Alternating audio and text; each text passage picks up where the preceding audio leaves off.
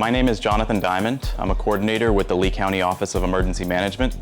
In this section, we will explore what happens after a storm makes landfall.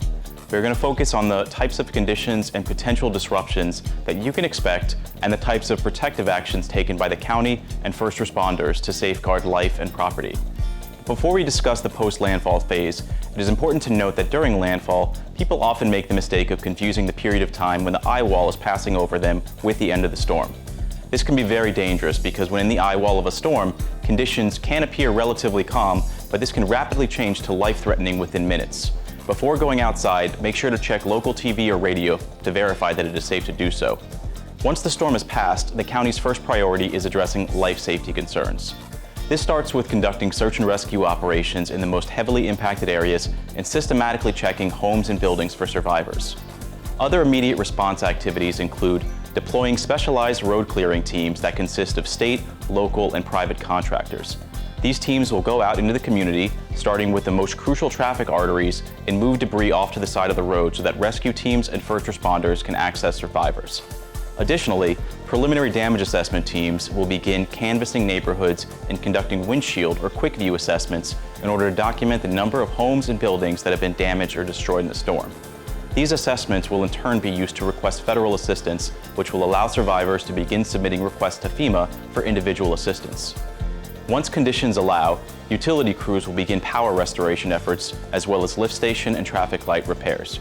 Local police, with the support of state law enforcement, will begin assisting with traffic control, curfew monitoring, and staffing re-entry checkpoints.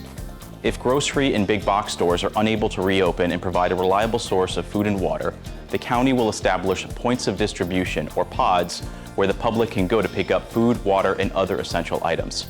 The location and hours of operation of these pods will be available on the Lee EOC website, Lee Prepares app, as well as broadcast on local TV and radio. You may also receive emergency notifications on your cellular device if you have service. Other types of recovery information that will be made available on these platforms include shelter locations and statuses, locations and hours of comfort stations where you can cool off and charge your phones, volunteer and donation information, additional feeding locations, curfew and re-entry informations, county government status, and other forms of assistance available to survivors. Now let's talk about some of the types of disruptions to daily life that can be caused by hurricanes. Specific impacts will vary from storm to storm, but some of the things that you should plan for in terms of interruptions to routine services include extended power loss. Power companies have significantly improved their disaster response times, but outages can still last several days or even weeks following devastating storms. Unsafe or limited access to drinking water. Your county or municipal water provider will issue boil water notices in the event of water contamination. A good item to include in your disaster supply kit are water purification tablets. As an alternative, small amounts of unscented bleach can be used to treat non-potable water to make it safe to drink. Spotty or unreliable cellular service. Another reason why it is important to have a written disaster plan and to share that plan with family and friends is so that your loved ones will know what you plan to do and where you plan to go, even though you may not be able to reach each other. Although not guaranteed, text messaging does have a higher likelihood of transmitting when the cellular network is damaged or overloaded. You may also see road blockages or limited access to certain areas. This could be due to sustained flooding or damage to roads and bridges. If you are able to stay home, it is best to avoid being on the road in the days following a storm. Trash pickup may also be suspended and sewage systems may not be functioning. And finally, emergency services may be delayed or limited. When deciding whether or not to evacuate, it is important to consider these types of disruptions and factor in your personal circumstances such as medical needs. If any of these conditions are going to be difficult for you or a loved one to deal with, you should consider evacuating. The last and often most difficult phase of a disaster is referred to as the long-term recovery.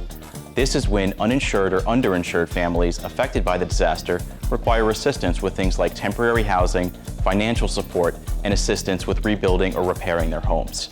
This phase can last years after the original disaster and cause immense financial hardship as well as emotional pain to individuals and families, as well as causing lasting harm to communities and businesses.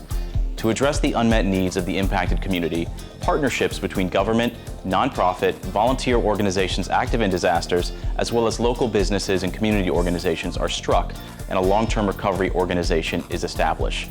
LTROs assist survivors by connecting them with programs and services to help address unmet needs and provide financial support through grants and other funding sources to help facilitate reconstruction and rebuilding projects. We hope that you found this information helpful, and we encourage you to pick up or download a copy of our annual All Hazards Guides and Family Emergency Plan template. Both can be accessed by visiting leeeoc.com.